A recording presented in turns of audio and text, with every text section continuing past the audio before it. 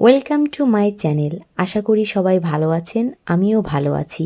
আজ আমি আপনাদের সাথে একটি মজাদার রেসিপি শেয়ার করব, খুব সহজ ও সামান্য কিছু উপকরণ দিয়ে। তো উপকরণগুলো কি চলেন জেনে নেওয়া যাক। প্রথমত 1 কাপ জিরা, 1 কাপ ময়দা, 1 কাপ চিনির গুঁড়া ও একটি ডিম আর কিছু পরিমাণে এলাচের গুঁড়ো নিয়ে নিতে হবে। এই সামান্য কিছু উপকরণ দিয়ে আমরা আজ এই টেস্টি খাবারটি তৈরি করতে চলেছি। তো চলেন শুরু করা যাক।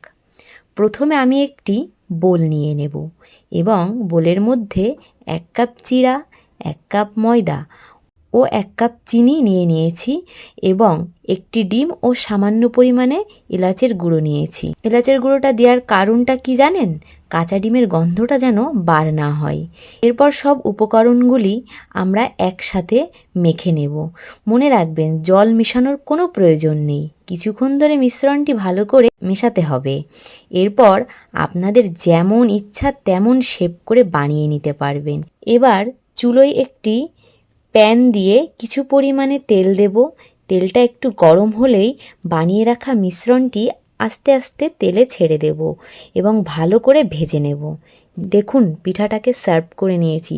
খুবই টেস্টি ও মজাদার। অবশ্যই বাড়িতে এভাবে একবার হলেও ট্রাই করে দেখবেন।